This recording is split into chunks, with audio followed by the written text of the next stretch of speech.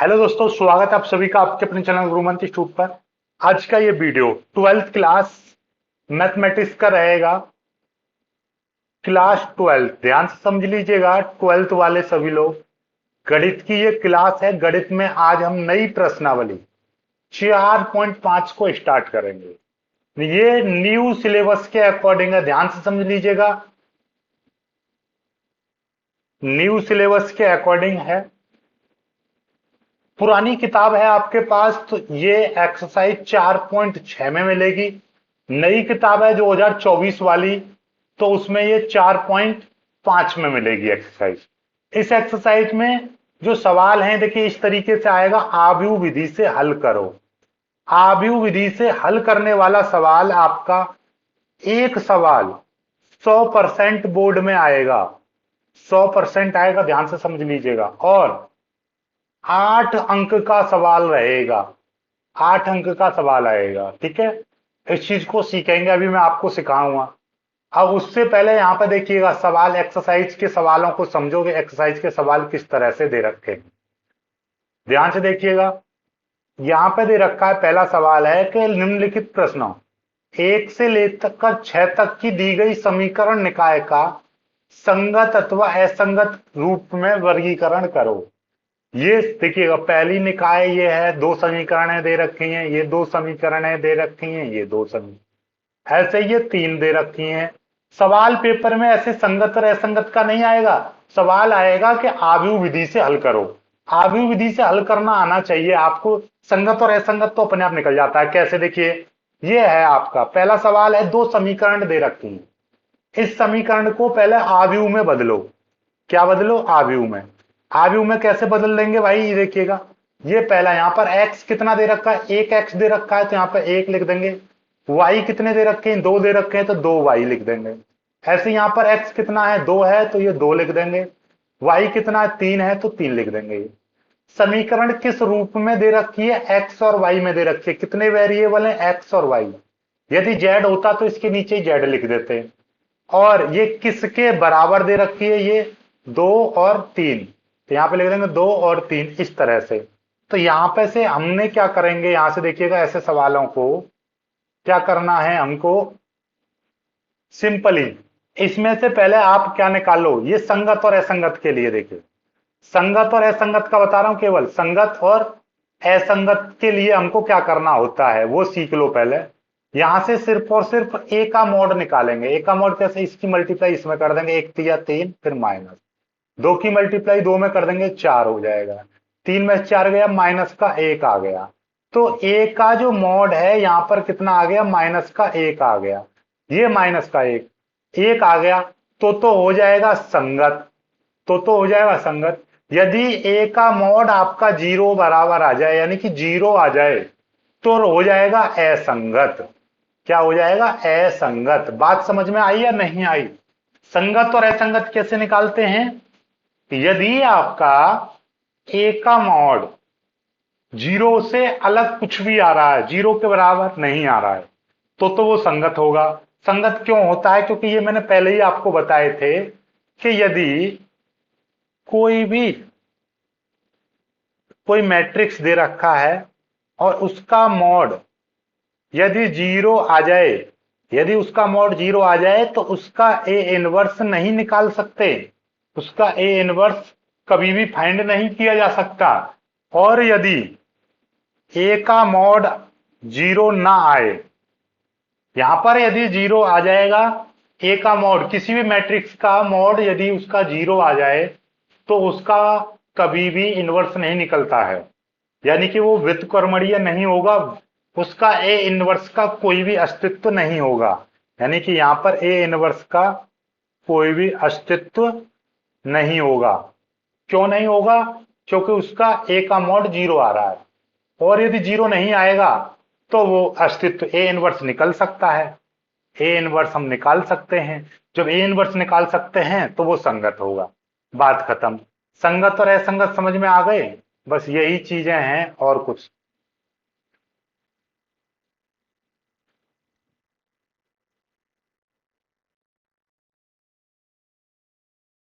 ठीक, चलिएगा अब अपने सवालों पर चलते हैं।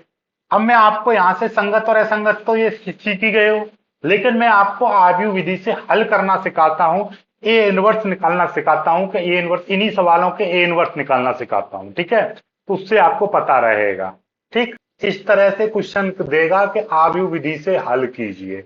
तो आपको मैं पहले हल करना आपको बताऊंगा, संगत और असंगत तो ये अपने आप ही हो जाता है, ये भी मैं सिखा दूंगा आप। सबसे पहले आपको हल करना सीखेंगे तो उसके लिए देखिएगा। और हाँ, एक चीज और मैं आपको बता दूं, इस एक्सरसाइज से 100%, ध्यान समझिए, 100% एक सवाल आएगा। इस एक्सरसाइज से 100% एक सवाल आएगा। कैसा सवाल आएगा, कैसी आएगा? आव्यूह विधि से हल कीजिए, वो भी 8 अंक का एक सवाल आएगा ही आएगा। पुराना कोई भी मॉडल पेपर, कोई भी प्रीवियस ईयर का पेपर उठा लो, इस एक्सरसाइज से 100% सवाल आता है, वो भी 8 नंबर। ठीक है, लॉन्ग क्वेश्चन आता है बस। चलिए, तो देखिए ये यहाँ पर ये हैं, 2-3 सवाल यहाँ पर दे रखे हैं। पहला सवाल है, ये ऐसे दो समीकरणें आपको दे रखी हैं, अब इनको हल करना है। ठीक है, हल का मतलब ये है कि यहां से हमको एक्स और वाई, इनकी वैल्यू निकालनी है। एक्स और वाई की वैल्यू देखिए, यहां पर जो ये समीकरण का निकाय है, इसको आप क्या लिखोगे? सबसे पहले यहां से आपको क्या करना है, एक आव्यूह बनाना है। यहां पे आव्यूह कैसे बनेगा, ये देखिएगा, इस x का गुणांक यहाँ पे कितना, 1 है तो 1, इधर ये y का गुणांक कितना है, यहाँ पे 2 है तो 2। ऐसे z होता तो और आगे लिख देते हैं। ऐसे इस x का गुणांक यहाँ पे कितना है, 2 है। ये y का गुणांक यहाँ पे कितना है, ये 3 है, प्लस का 3 ये। ठीक है, अब ये किस में दे रखा है, ये एक्स वाई जेड में, तो यहाँ पर एक एक्स लिखेंगे। किस में दे रखा है, ये एक्स और वाई में दे रखा है, तो यहाँ पर आप एक्स और वाई लिखेंगे। अब यहाँ पे लिख देंगे, सॉरी जेड नहीं,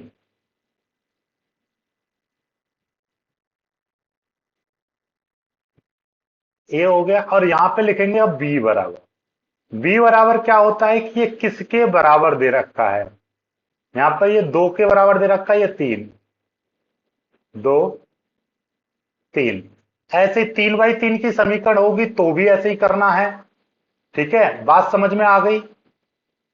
बात समझ में आई या नहीं आई, एक बार फिर से सीख लो। यहाँ पर ये अकेला x था, 1 आ गया, यहाँ पे 2y है तो यहाँ पे 2 आ गया। ये 2x है तो यहाँ पे 2 आ गया, 3y है तो यहाँ पे 3 आ गया। ये 2 और 3 यहाँ पर है तो ये 2 और 3 यहाँ पर आ गया। ये किस में दे रखी थी, ये समीकरण पूरी x और y में दे रखी है, तो यहाँ पर x और ये y इस तरीके से आ गई। अब ये जो समीकरण है, समीकरण निकाय, समीकरण निकाय का रूप, समीकरण निकाय का रूप क्या होता है, ये देखिएगा यहां पर क्या है, ए एक्स बराबर बी, ये है समीकरण निकाय का रूप। ये देखिए यहां पर दे रखा है 2 और 3, जिसको हमने बी मान लिया, ये आ गया। इसमें से एक आव्यूह बनाया था ए, और एक्स वाई में ये दे रखा है ए इंटू एक्स बराबर बी, ये हो गया। यदि मैं यहां से ए की वैल्यू एक्स की वैल्यू निकालूंगा, तो एक्स बराबर क्या हो जाएगा, ए इनवर्स बी, ये हो जाएगा। ऐसा क्यों हो गया, यहां से और सीख लो। ए एक्स बराबर बी है, यदि मैं यहां से एक्स बराबर लिखूंगा तो ये क्या हो जाएगा, बी अपॉन ए हो जाएगा। हो जाएगा नहीं हो जाएगा? अब नीचे से कोई संख्या ऊपर जाती है तो वो क्या हो जाती है, ए इनवर्स हो जाएगा इंटू बी। इस तरह से लिखा जाता है ये। बात समझ में आई या नहीं आई? ठीक है, इस तरह से इसको आप लिख सकते हैं, या समझ में आ गई होगी आपको चीजें। तो ये है, हर सवाल में आपको यही कॉन्सेप्ट, यही चीजें आपको इस्तेमाल करनी है। ऐसे ही अब आपको क्या करना है कि इस एक्स और वाई की वैल्यू निकालने के लिए, यानी इस एक्स और वाई की वैल्यू निकालने के लिए हमको क्या करना पड़ेगा, पहले ए इनवर्स निकालना है इसकी सहायता से। ठीक है, तो भाई पहले तो मैं यहां पे ही आपको बता दे रहा हूं, ए इनवर्स बराबर फॉर्मूला होता है ए का मॉड इंटू एडजॉइंट ए, ये फॉर्मूला होता है। जब भी कभी भी ए इनवर्स निकलेगा तो ए इनवर्स का फॉर्मूला क्या होता है कि पहले ए का मॉड निकालना है, फिर ए का एडजॉइंट निकालना है। ए बराबर क्या दे रखा है, ये देखिएगा मैं यहां पे निकालना सिखा दे रहा हूं आपको। ए बराबर आपको दे रखा है 1 2 2 3, ये दे रखा है। एक बार चेक कर लो ऊपर, 1 2 2 3। अब यहां से हम इसका मॉड निकालेंगे तो क्या हो जाएगा, इसकी मल्टीप्लाई इसमें करेंगे 1 3 फिर माइनस, दो की मल्टीप्लाई 4 में करेंगे, 2 दूनी 4, तो कितना आ जाएगा, 3 में से 4 जाएंगे, -1 बचेगा। ओके, तो ये ए का मॉड की जो वैल्यू है वो कितनी आ गई, -1 आ गई। यहीं से हम क्या करेंगे, यहां से एडजॉइंट ए निकालेंगे। एडजॉइंट ए निकालने का तरीका देखिए, 2 बाई 2 के लिए है ये केवल, कि इन दोनों का हम क्या करते हैं, चिन्ह बदल, इन दोनों का स्थान बदलेंगे। तो यहाँ पे 3 यहाँ पे आ जाएगा, 1 यहाँ पे आ जाएगा। ठीक है, और इन दोनों में क्या लगा देते हैं, माइनस लगा देते हैं। तो ये हो जाएगा -2, ये भी हो जाएगा -2, यानी इनका चिन्ह बदल देते हैं। यदि यहाँ पे -2 होता तो यहाँ पे प्लस का कर देते, और यदि यहाँ पे प्लस का है तो ये माइनस का कर दिया। इन दोनों का स्थान बदल दिया, एक की जगह पर, ये देखिएगा यहाँ पर 1 था, ये 3 था, इंटरचेंज कर दिया आपस में। 3 की जगह, 1 की जगह पर 3 आ गया, और इस 3 की जगह पर ये 1 आ गया। ठीक है, इन दोनों का चिन्ह ये आ गया। अब हमको क्या करना था, हमको तो ए इनवर्स निकालना था। ए इनवर्स बराबर फॉर्मूला होता है, ए का मॉड एडजॉइंट ए होता है। चलिएगा, तो ए इनवर्स बराबर कितना आ जाएगा, ये देखिएगा 1/, ये हो जाएगा -1, और एडजॉइंट ए कितना आ गया, -2, -2, 3 और 1, यही था। चेक कर लो, ये रहा, ये 3 -2, 3 - 2 -2, ये आ गया। अब माइनस के अंदर मल्टीप्लाई कर दूंगा तो कितना हो जाएगा, इस माइनस के अंदर मल्टीप्लाई करेंगे तो ये -3, ये +2 हो जाएगा, ये भी +2 हो जाएगा, ये आपका -1 हो जाएगा। ये आपका ए इनवर्स निकल कर आ गया। अब हमको क्या करना था, हमको यहां पर देखिएगा, इसको मान लेंगे समीकरण 1। अब लिखेंगे हम समीकरण 1 से, समीकरण 1 से, समीकरण 1 थी, क्या थी ये, समीकरण 1 थी, मैं आपको यहीं पे बता दे रहा हूं, एक्स बराबर ए इनवर्स बी, ये थी। तो एक्स की वैल्यू रख देंगे यहां पर, एक्स और वाई। ए इनवर्स की भी वैल्यू रख देंगे, ए इनवर्स की वैल्यू कितनी आई है, -3 2, 2 -1। और ये वैल्यू बी, बी की वैल्यू कितनी है, ये देखिए बी की वैल्यू ये है, कितनी है, 2 और 3। बी की वैल्यू है 2 और 3, ये एक्स और वाई, इस तरह से। अब इनकी मल्टीप्लाई करनी है, इसको इस तरह से मल्टीप्लाई करते हैं और इसमें इस तरीके से चलते हैं। तो यानी कि इन दोनों की मल्टीप्लाई इन दोनों में होगी, तो 3 की मल्टीप्लाई इसमें करेंगे, 3 दूनी 6, फिर 2 की मल्टीप्लाई करेंगे, 2 तिया 6। ऐसे ही अब इन दोनों की मल्टीप्लाई करेंगे, 2 दूनी 4, -1 की मल्टीप्लाई इसमें करेंगे, -3। तो ओवरऑल देखा जाए ये कितना आ जाएगा, ये देखिएगा, यहीं से हम देखेंगे इसको, एक्स वाई इस तरीके से आ गया। इसको सॉल्व करेंगे, -6 से -6 कटेगा, 0 आ गया, 4 में से 3 गया तो ये 1 आ गया, ये आ गया। तो यहां से तुलना कर देंगे,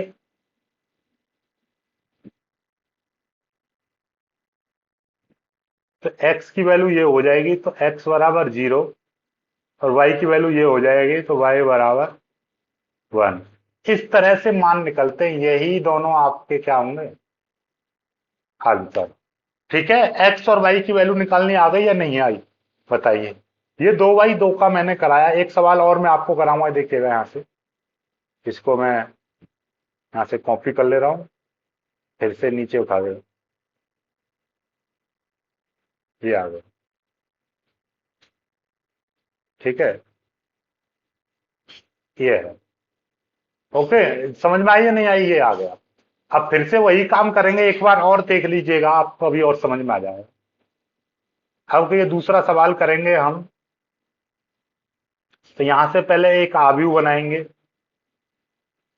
यहाँ पे एक्स का गुणांक कितना है, 2। ये वाई का गुणांक यहाँ पे माइनस लग रहा है, तो माइनस का 1। एक्स का गुणांक यहाँ पे कुछ नहीं है, तो 1। ये वाई का गुणांक यहाँ पे अकेला वाई है, तो यहाँ पे भी 1। एक्स बराबर क्या लिखेंगे, समीकरण वही एक्स और वाई में दे रखी है। और बी बराबर क्या हो जाएगा, देखिएगा, 5 और 4। 5 और 4 ये हो जाएगा। अब आपको क्या करना है, यहां से हम निकालेंगे ए का मॉड। कैसे निकलेगा ए का मॉड, इसकी मल्टीप्लाई इसमें करेंगे, 2 एकन 2, फिर माइनस, और 1 की मल्टीप्लाई -1 में करेंगे तो ये माइनस का 1 आ जाएगा। तो ये इसको क्या कर देगा, 1 और 1 ये हो जाएगा प्लस, तो यानी कितना आ जाएगा, 3। तो कुल मिलाकर ए का जो मॉड है वो कितना आ गया, 3। ए का जो मॉड है यहाँ पर,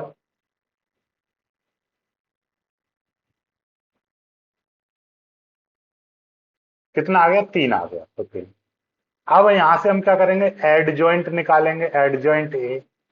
एड जॉइंट निकालने का तरीका मैंने आपको बता ही रखा है, कैसे निकालते हैं एड जॉइंट ए, कि इन दोनों के स्थान बदलेंगे। यहां पर एक, ये 2 आ जाएगा इधर।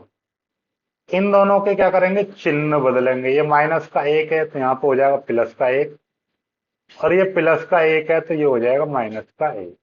ये चिन्ह बदले हैं मैंने, ठीक है, याद।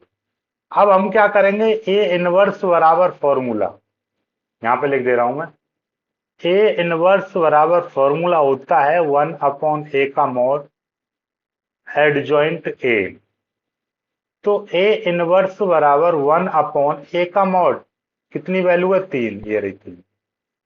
और एडजॉइंट की वैल्यू कितनी आई है, एडजॉइंट ए की, 1 1 -1 2। -1 और 2 ये आ गया। ठीक है, कोई दिक्कत नहीं, इस टाइप को ऐसे ही रहने दीजिए। हमको क्या करना है, हमको ये ये जो समीकरण है, यहाँ पर हमने ए समीकरण नहीं माना, तो वो यहीं पे बना दे रहा हूं। ए एक्स बराबर बी, तो एक्स बराबर हो जाएगा ए इनवर्स बी। ये समीकरण ए, ठीक है। और ये लिख सकते हैं हम, समीकरण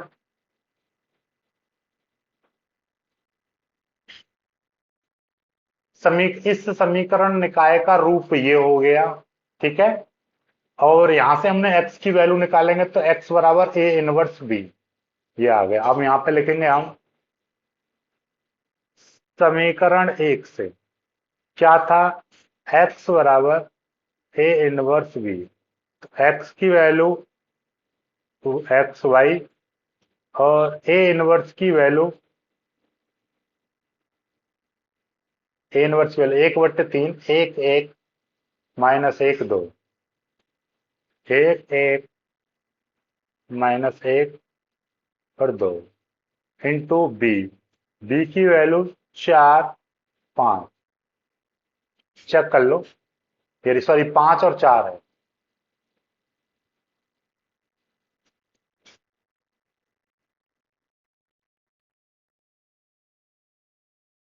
मल्टीप्लाई कैसे करते हैं हम, इस वाले में चलेंगे इस तरह से, इसमें चलेंगे इस तरह से।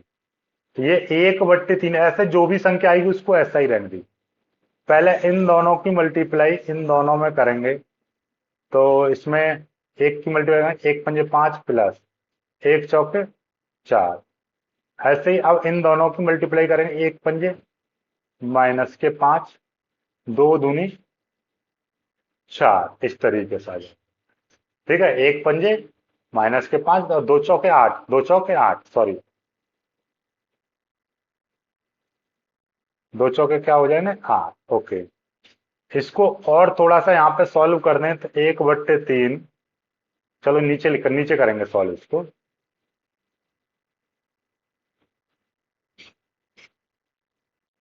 ये तो था इधर एक्स और वाई बराबर, यहाँ पे 5 4 9, ये 1/3 था, ऊपर हो गया 9, और 8 में से 5 गए तो बचे 4। तो यहाँ पे और थोड़ा सा और हम सॉल्व करेंगे इसको।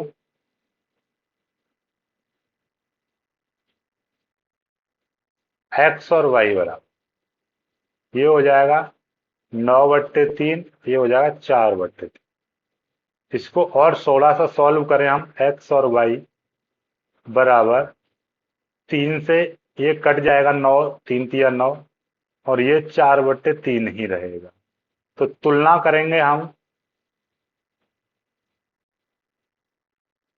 तुलना करेंगे तो आपको क्या दिखाई देगा, एक्स बराबर 3 1 निकल आया, और यहां से वाई बराबर कितना हो जाएगा, 4/3, ये आ गया।